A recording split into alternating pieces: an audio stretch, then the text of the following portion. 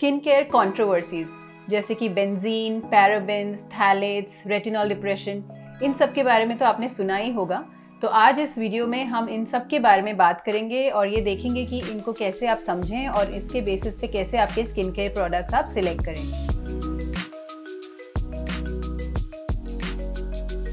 Hi, I'm Dr. Radhika Kopikar, a board-certified dermatologist practicing at Kopikar Dermatology Skin Hair Laser Clinic in Vikhroli East, Mumbai.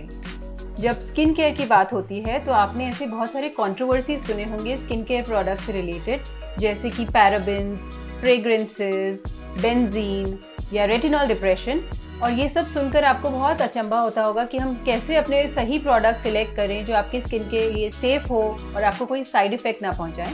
तो आज इस video में हम ऐसे सारे कंट्रोवर्सीज जो स्किन केयर प्रोडक्ट से रिलेटेड हैं उनके बारे में बात करेंगे, जिससे कि आपको कुछ क्लैरिटी मिले और आप अपने स्किन केयर प्रोडक्ट्स बहुत समझदारी से सिलेक्ट कर पाएँ।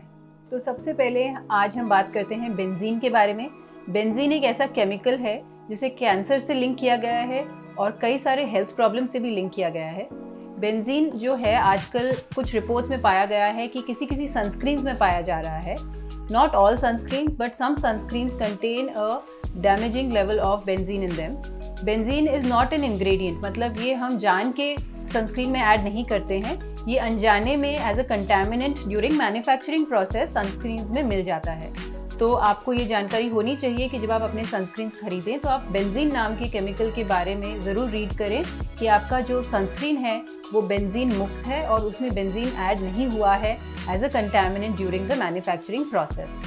बेंजीन से रिलेटेड FDA ने रेकमेंड किया है कि अगर आप ऐसा कोई प्रोडक्ट यूज़ कर रहे हैं, सनस्क्रीन यूज़ कर रहे हैं जिसमें बेंजीन है, तो उसको आप स्विच कर दीजिए दूसरे प्रोडक्ट में। अवॉइड करिए ऐसे सनस्क्रीन्स यूज़ करना और बेटर रहेगा कि आप फिजिकल ब्लॉकर्स या फिजिकल सनस्क्रीन्स यूज़ करें जिसमें जिंक ऑक्साइड, टाइटेनियम डाइऑक्साइड होता है।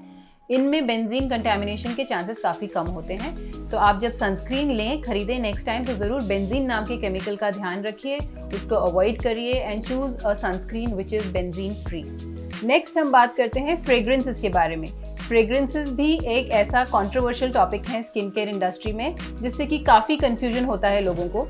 तो अगर आप ऐसे सेंसिटिव स्किन के कैटेगरी में आते हैं, आपकी स्किन बहुत सेंसिटिव है, काफ़ी इरिटेबल रहती है या कुछ भी लगाने से जल्दी आपको रिएक्शंस होते हैं, तो मैं कहूँगी आप फ्रेग्रेंस फ्री प्रोडक्ट्स ही यूज़ करें, फ्रेग्रेंस फ्री प्रोडक्ट्स का इस्तेमाल करें, क्योंकि फ्रेग्रेंसेस के वजह से कई बार इन्फ्लेमेशन, एलर्जिक रिएक्शंस, इरिटेशंस ऐसे पाया गया है।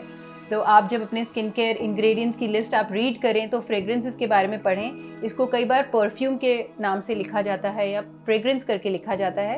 FDA सारे जो इसके केमिकल्स होते हैं उनको लिखना ज़रूरी नहीं है अकॉर्डिंग टू FDA। तो आपको इंग्रेडिएंट लिस्ट में ये सारी केमिकल्स के नाम नहीं मिलेंगे, बट एज अ फ्रेग्रेंस या परफ्यूम ये दो नाम से आपको इंग्रेडिएंट लिस्ट में दिख जाएगा। जो प्रोडक्ट्स फ्रेग्रेंस फ्री होते हैं वो अपने लेबल पे ऊपर बॉटल के भी लिखते हैं क्लियरली कि ये प्रोडक्ट फ्रेग्रेंस फ्री है। सो सभी स्किन टाइप्स को फ्रेग्रेंस की एलर्जी या इरिटेशन होगा ऐसा ज़रूरी नहीं है, बट जो सेंसिटिव स्किन वाले इंडिविजुअल्स हैं वो ज़रूर फ्रेग्रेंस फ्री प्रोडक्ट यूज़ करें जिससे कि आपको रेडनेस, इरिटेशन, एलर्जीज़ के चांसेस कम हो जाएं। कुछ सीवियर केसेस में ऐसा भी देखा गया है कि फ्रेग्रेंस के वजह से लोगों को हाइव्स हो जाते हैं, अर्टिकेरिया जैसे बड़े बड़े लाल चट्टे पैचेस आते हैं और कई लोगों को ब्रीदिंग डिफ़िकल्टीज़ भी हो जाती हैं फ्रेग्रेंस की वजह से। तो अगर आप सेंसिटिव हैं, एलर्जिक टेंडेंसी रखते हैं और सेंसिटिव स्किन है आपकी, तो आप फ्रेग्रेंस फ्री प्रोडक्ट ही इस्तेमाल करें। कंट्रोवर्शियल इंग्रेडिएंट लिस्ट में मेरा थर्ड इंग्रेडिएंट है पैराबेन्स। पैराबेन्स ऐसे प्रिजर्वेटिव्स हैं जो कि ऐड किए जाते हैं आपके कॉस्मेटिक और पर्सनल केयर आइटम्स में to increase their shelf life. ये बैक्टीरियल ग्रोथ को भी प्रिवेंट करते हैं, तो इसीलिए पैराबेन्स को ऐड किया जाता है कॉस्मेटिक्स में, स्किन केयर प्रोडक्ट्स में, जिससे कि उनकी शेल्फ लाइफ बढ़ जाए और उसमें कंटेमिनेशन बैक्टीरिया का और दूसरे कीटाणु का ना हो। बट पैराबेन्स को भी एक कंट्रोवर्सी में रखा गया है कि इसके वजह से कई बार हार्मोन डिस्ट्रप्टिंग प्रॉपर्टीज़ होते हैं इसमें, जिसके वजह से ब्रेस्ट कैंसर के भी चांसेस बढ़ जाते हैं। तो इसीलिए पैराबेन्स कई सारे अथॉरिटीज़ कहते हैं कम्प्लीटली अवॉइड किए जाएं। कुछ अथॉरिटीज़ कहते हैं कि इनकी मात्रा बहुत ही कम होनी चाहिए आपके स्किन केयर इंग्रेडिएंट में। नॉर्मली ये बहुत कम मात्रा में ही पाया जाता है, बट अगर आप बहुत सारे ऐसे प्रोडक्ट्स यूज़ कर रहे हैं और सभी में अगर पैराबेन प्रेजेंट है तो फिर क्यूमुलेटिवली इसकी मात्रा आपकी स्किन में ज़्यादा पहुंचेगी और इसके वजह से आपको नुकसान भी हो सकता है। तो आप पैराबिन से भी फ्री रहें या ऐसे प्रोडक्ट्स यूज़ करें जो पैराबिन फ्री लिखें अपने प्रोडक्ट के ऊपर, तो अच्छा रहेगा, क्योंकि पैराबिन भी एक कंट्रोवर्शियल स्किन केयर इंग्रेडिएंट है जिसे लिंक किया गया है हार्मोन और या फिर एंडोक्राइन डिसरप्टिंग पदार्थ के जैसे। तो ब्रेस्ट कैंसर्स और भी कई cancers and health issues paraben से भी पाए गए हैं। तो choose a product which is paraben free. Next हम बात करेंगे आज थायलेट्स के बारे में। थायलेट्स जो हैं वो प्लास्टिसाइज़र होते हैं। इन्हें नॉर्मली ऐड किया जाता है नेल पॉलिशेज़ में to increase the flexibility of the product. ये शैम्पूज़ एंड क्लेंजर्स में भी ऐड किए जाते हैं टू कैरी फ्रेग्रेंस।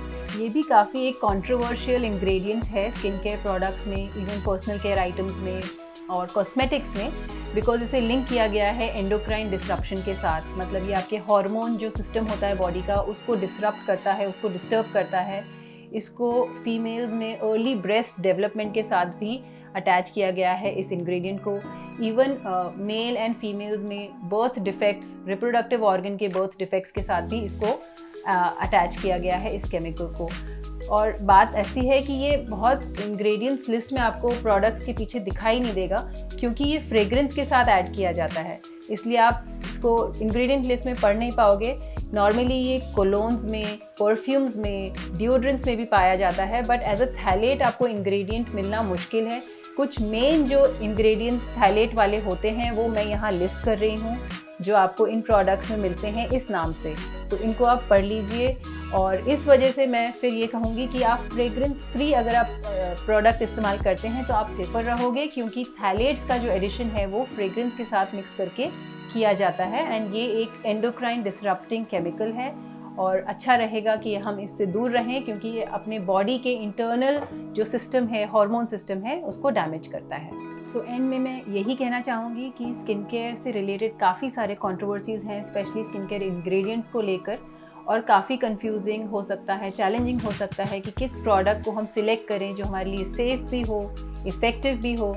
तो इसलिए मैं चाहूँगी कि आप सब एक हैबिट डालें कि आप जब भी स्किन केयर प्रोडक्ट खरीदें उसके इंग्रेडिएंट लिस्ट को ठीक से पढ़ें, उसको समझें, उसके बारे में रिसर्च थोड़ा सा कर लें कि ये आपकी स्किन के लिए सूटेबल है कि नहीं, क्योंकि सभी की स्किन अलग होती है और जो प्रोडक्ट आपके फ्रेंड को सूट हो रहा है या आपके सेलिब्रिटी को सूट हो रहा है वो ज़रूरी नहीं है आपको भी सूट होगा। आपका स्किन केयर प्रोडक्ट आपकी स्किन के हिसाब से बना होना चाहिए, आपके वर्किंग कंडीशंस के लिए, आपके क्लाइमेटिक कंडीशंस के लिए वो सूटेबल होना चाहिए। तो आप अपना स्किन केयर प्रोडक्ट जो है बहुत ही पर्सनलाइज्ड तरीके से सिलेक्ट करें। अगर इससे रिलेटेड कोई भी आपको कभी कन्फ्यूजन हो तो बिल्कुल भी आपको झिझक नहीं होनी चाहिए एक डर्मेटोलॉजिस्ट के पास जाके आपका स्किन केयर रूटीन डेवलप कराने के लिए। इससे आप सेफ़ रहेंगे और आपके प्रोडक्ट्स आपके लिए इफ़ेक्टिव रहेंगे। और इसी तरह मैं चाहूँगी कि आप नॉलेज गेन करते रहें और आपके स्किन केयर इंग्रेडिएंट्स जो आप स्किन पर लगाते हैं रोज़, उसको आप बहुत ही बारीकी से पढ़ के और समझदारी से सिलेक्ट करें। Thank you.